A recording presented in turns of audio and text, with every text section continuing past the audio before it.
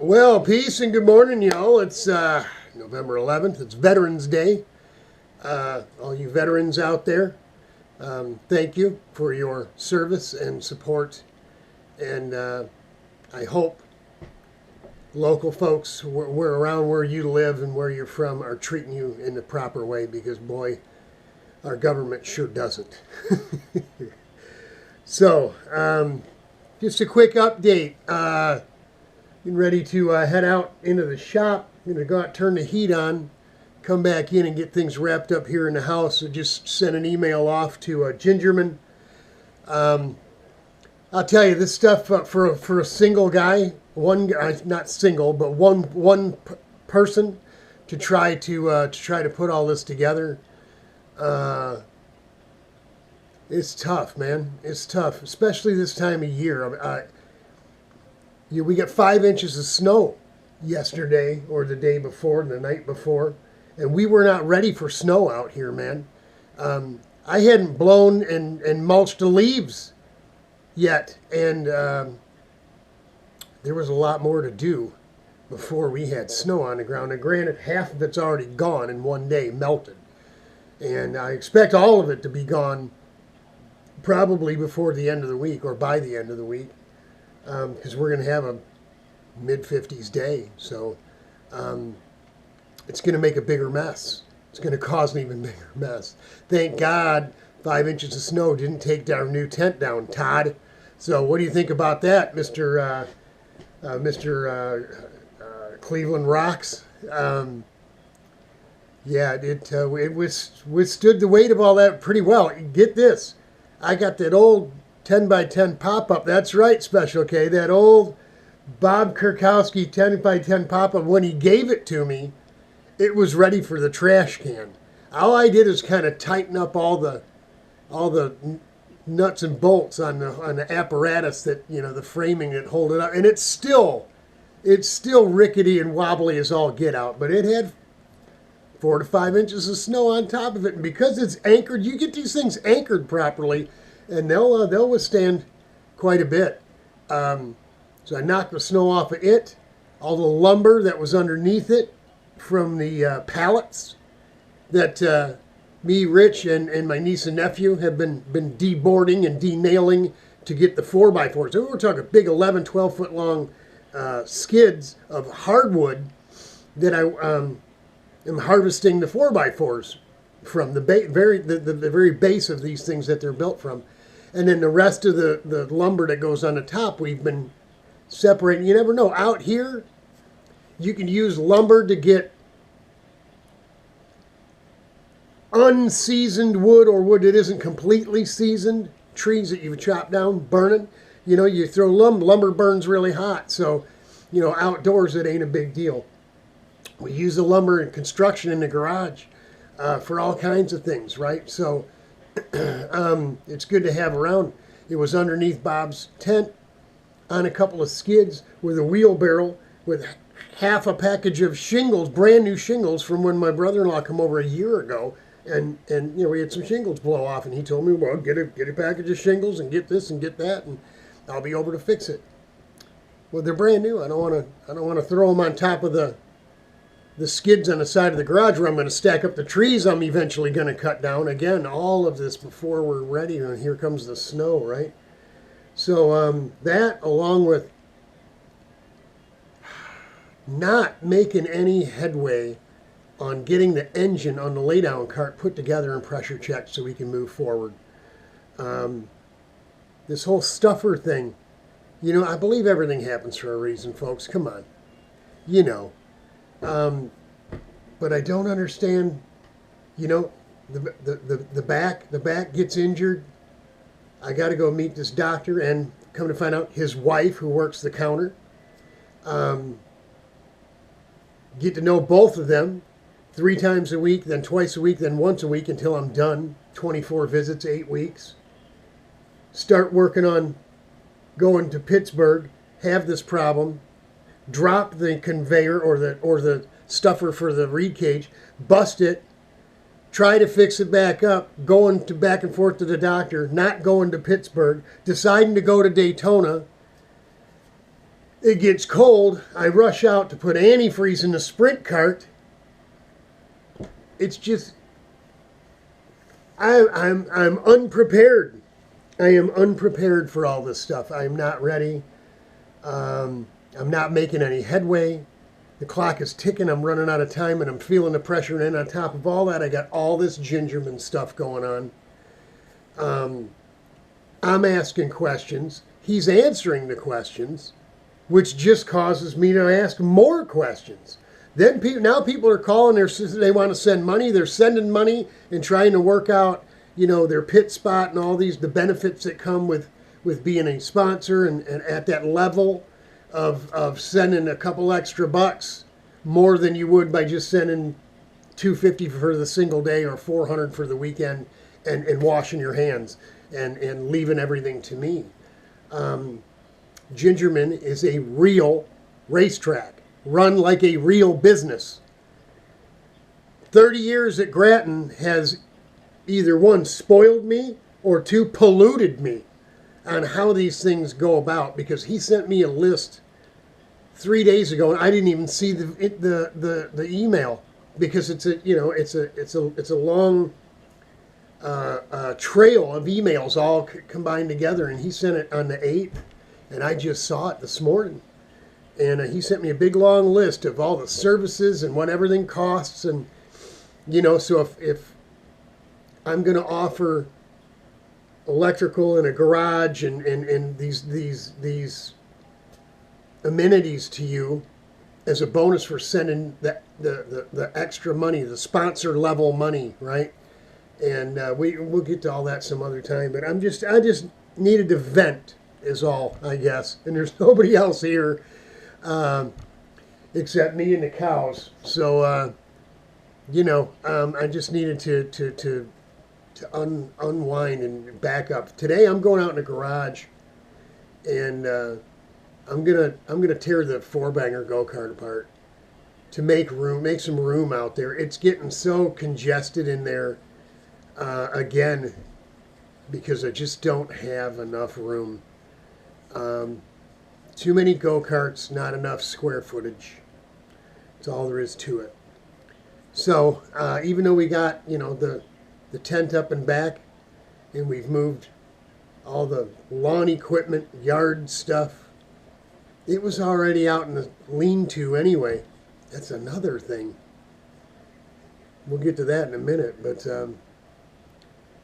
yeah, I gotta get things moved out of there.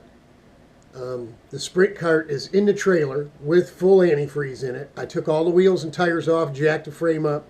It's up off the stand, so I had to bring the wheels, tires in, put them up on the shelf where it's warm. Probably gonna have to find a set of 450s, spare wheels or something from the kid carts that we had, and put those on it just for shipping in the trailer down to Daytona and back.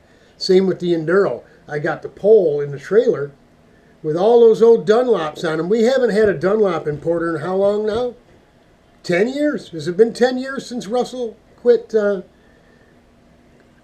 the cart shop and the tire distributorship and all that kind of thing? I can put those on the laydown for shipping, and that way I can mount and balance tires and index them, before we put just some crap on it for rolling it around, rolling it to tech and back, whatever, and then decide what brand and compound we're going to practice on, what brand and compound we're going to race on down there. This is more and more turning into the Daytona trip, into just me going down and vacationing and having fun. Richard's not going to go, so it's just me and the wife. Now it's more of a vacation.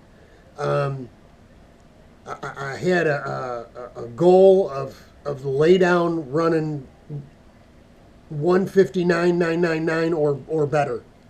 That was my goal. It wasn't winning the race, wasn't a big trophy, wasn't none of that. It was just running under 2 minutes. And at this point, I may have to be forced to run the 30 millimeter carburetor. I've spent a ton more money on just because I dropped that stuffer. And I just spent a lot more time and money. Some of the experiments we're doing out there are not working out. It's just all building up.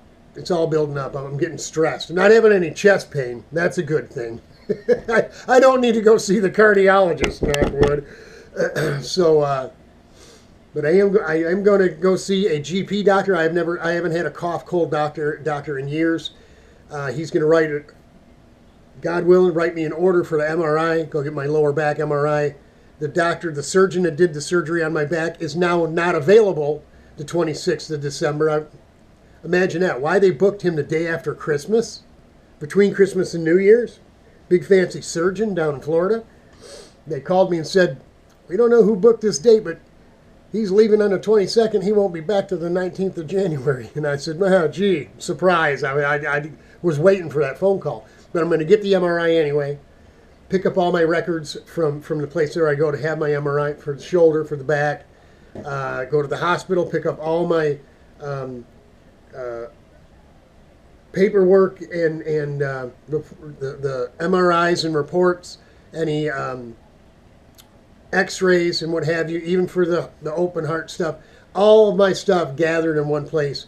It's nice to have this stuff in a file, what kind of medication, prescription medication you're on, what you're doing and taking when you go to the racetrack and stuff, because sometimes if you can't speak for yourself, your little file, your little medical file can do a great deal for you until you wake up and can talk.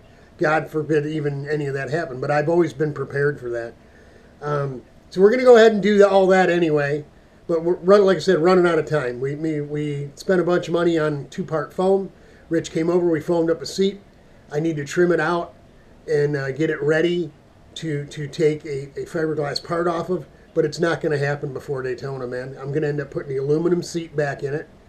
I still have the pan in, so half the job's already done.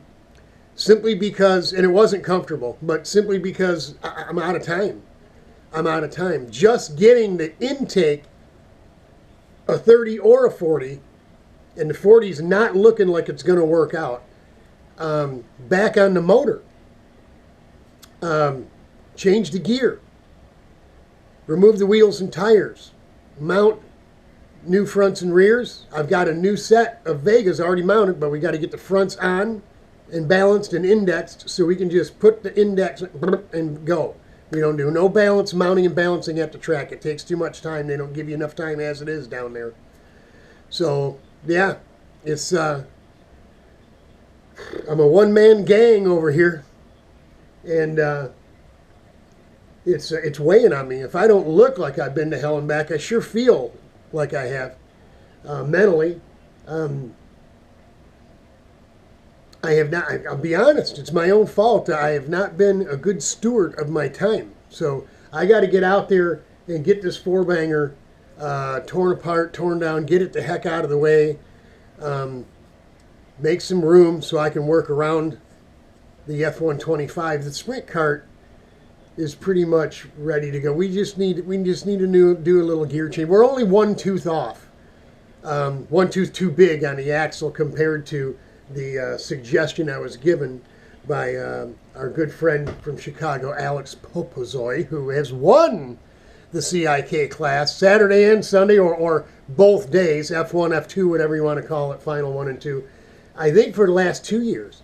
So he's the hot shot, but his motor's got more power than mine. He's lighter than me, he's smaller than me, he gets through the air a little better. I may not be able to pull his gear, so I think what's on it might be perfect. We've got a 1922 on it right now, and Alex suggested 1921. So we may just leave it and try it. It won't take too long to change gear. We're only going to run that cart once, maybe twice on practice day, because it runs the last day. The race for that cart is the last day. We'll have plenty of time to swap out a gear. We won't need to try it again, I don't think. We'll just go with, that's a fun class for us to drive anyway. We're not really serious about much of any of it. And, going to the big carb on the F-125 requires a different completely different gearing. None of our notes will do us any good. We did learn at least that much with the big watercraft carb when we went down there in 21 and never made it past practice day. So with the big giant rear tires, circumference-wise, it felt like a diesel in super overdrive, ninth gear on the third axle and the whole 9 yards. It was just ridiculous. It wouldn't get up off its ass and go. So it wasn't the big carburetor, it was the gearing. And so we've got a little bit of work to do there yet too. But by putting the aluminum seat back in, finding some really thick, maybe 4-inch thick, dense foam for the shoulder, to keep my shoulder off the gas tank, to give us room to turn. That was the big deal. Couldn't move the elbows because you turn and everything went up against the fuel tank, pinned everything, and you couldn't move, man. You couldn't hardly drive. Now Daytona, again, not a huge road racing track. Very little, twice it would be an issue. The rest of it is a drag strip, and I'll tell you, with the aluminum seat, you are right down so freaking low, man. Wow, that thing is going to go anyway, even with that little carb on it. So that's it. Enough talking. I'm going to finish the coffee here. Go get some outdoor working in the garage clothes on, and go out, turn the heat on, get it warmed up out there, and get busy. We'll bring you something sometime. I got to get over this hump, man. This slowing me down, bumming me out. I'm getting pre-racing depression. It's usually post-racing depression. But that's it. Happy Veterans Day. Hope all you veterans are being taken care of, man. That's all I got to say. God bless, Godspeed. We're praying for you. Pray for me, because obviously I'm venting to a camera. Obviously I need it. Cuckoo, cuckoo, as my brother Kenny would say. You're cuckoo, Robert. Hang in there, y'all. It'll get better. Lord willing, it'll get better. Hang in there.